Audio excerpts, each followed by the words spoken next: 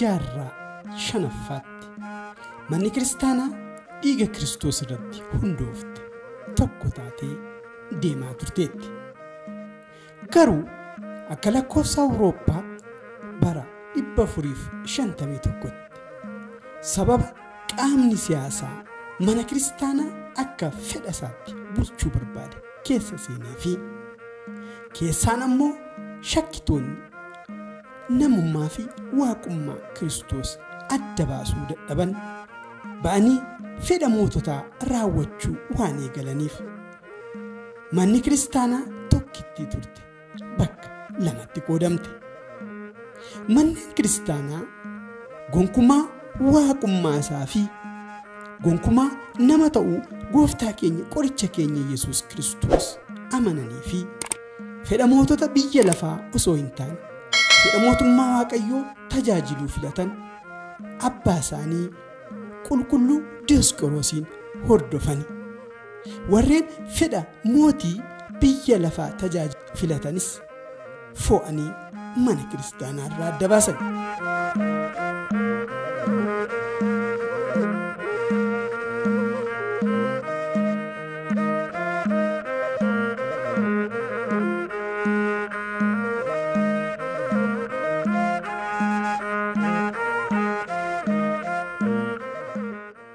Manneen kiristaanaa kunneenis mana kiristaanaa Ortodoksii Gibxii, kan Itoophiyaa, kan Sooriyaa, kan Armanii fi kan Hindii turan. Manneen kiristaanaa kunneen dhimma doogmaa irratti garaagarummaa malee tokko waan ta'aniif manneen kiristaanaa obbolootaa jedhamanii waamamu. Egaa manni kiristaanaa Hindii waan baay'eedhaan mana kiristaanaa keenya wajjin baay'ee wal fakkaata. Garaagarummaa baay'ee hin qabu jechuun danda'ama. Waan xixiqqoo akka yerootti qiddaaseen qaddeessamu fa'aa akkaataa deemsaa seerota irraan kan hafe bu'uuraan mana kiristaanaa Ortodoksii Itoophiyaa wajjin tokkumachuun danda'ama. Manneen kiristaanaa kunneen daandii dhugaa qabatanii waan deemaniif qaamonni adda addaa dhiibbaalee adda addaa irratti uumaa turaniiru. Garuu manneen kiristaanaa kunneen dhiibbaa kallattii adda addaatiin irratti qaqqabaa ture dandamachuun seenaa fi sirna duraan ture qabatanii har'a ga'anii jiru. Sirnoota manneen kiristaanaa kanneen keessatti kabajaman keessaa tokko sirna kabaja ayyaana du'aa ka'uu gooftaa keenya qoricha keenya Iyesuus Kiristoos. Isaan dura garuu rakkoon guddaan kan mudate warri taaddisoo yookiin immoo haaromsina jedhan kun akkasuma biyya sanatti ka'anii otoo baay'ee irratti hin dammaqamiin waan baay'ee deemaniif bataskaanatti bakka lamatti qoodanii turan. Isaanis sanaan dura otoo inni kun hin dhufiin dura lamaan qoodanii isaanis mana murtiitti dhiyeessanii irraa qooddatanii ba'anii amma warri yeroo sana gara taaddisootti qoodaman almost mallattoon ortodoksii hin jiru jechuudha. Amma almost cherchii ta'anii dhiisaniiru. Warra achirraa hafe daganaa kan lamatti qoodame amma bulchiinsaan immoo wal dhiibaa jiru jechaadha. Kanaaf qormaata akkanaa keessa dabarte jechuudha.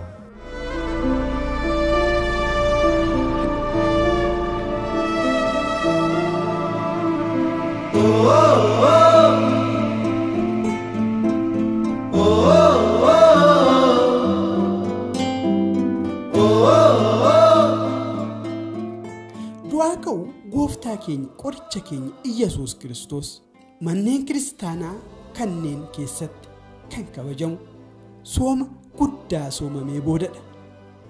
Mana kiristaanaa Ortodoksii Maalaankaraa Hindii biratti guyyaa ayyaana du'aa ka'uu gooftaatiin dura kabaja ayyaana du'aa ka'uutiif qophiin hafuurawaa ni taasifama.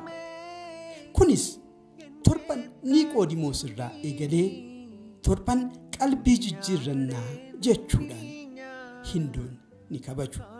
Kunis kiristaanonni hundi foonii fi dhiiga Waaqayyoo fudhachuuf akka of qopheessan kan taasisudha.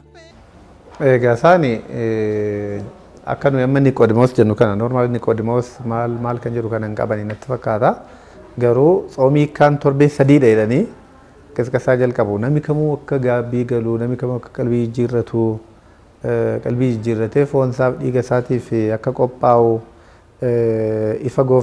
ifa du'aa ka'uu gooftaa keenya haala haaraadhaan of haaromsee akka arguu danda'uuf confession week kan jedhu torban qalbii jijjiirrannaa yookiin immoo torban gaabbii kan jedhu adda baafatu jechaadha. Torban gaabbiin kun akka keenyaatti gaafa ilaalamu torban Niqoodimoos kana keessa sochii cimaa dhiibbaa cimaa godhaa turanii barumsaan jechuudha.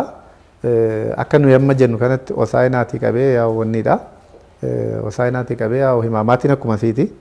Akkuma asitti himaamaatii akkuma asitti kabaju torban isaa gargaraa ta'u malee yeroo baay'ee torbee tokko nama dursaniyyuu malee gaddaan sagadaan soomaan kadhannaadhaan kabaju akkuma wal fakkaataadha. Garuu torban Niqoodimoos kana dura qisqasaa cimaa godhu sochii cimaa godhu dadammaqina cimaa godhu namni hunduu akka of qopheessuuf torban konfeshinii kanaaf yookiin torban gaabbii kanaaf jechaadha.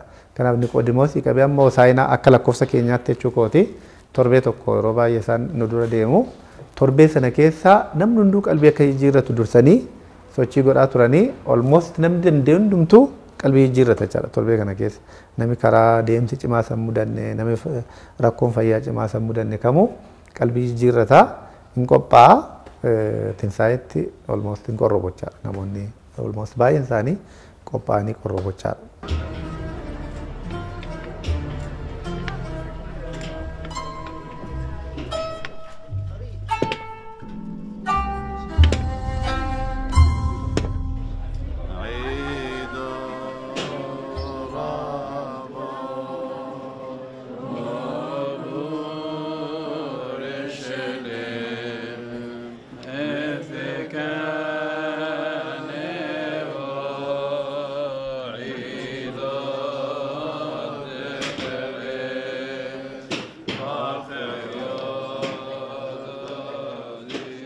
Mana kiristaanaa Ortodoksii Sooriyaa biratti ayyaan du'aa ka'uu gooftaa keenya qoricha keenya Yesuus Kiristoos kan kabajamu torban gidiraa boodadha.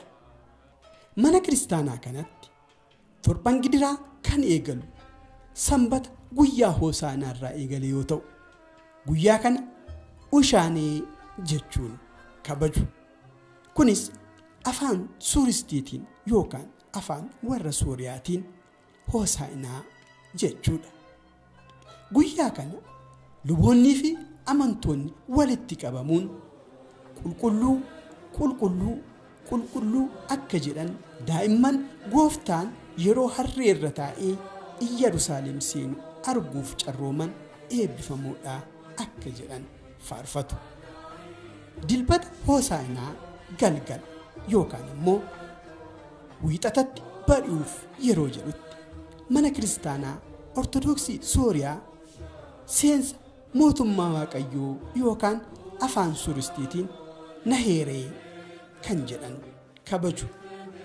Kunis akka wangeela Maatewos boqonnaa 25 irratti ibsame durboonni kurnan ibsaa qabatanii dhufaatii misirrichaa eegan kan itti yaadatamudha.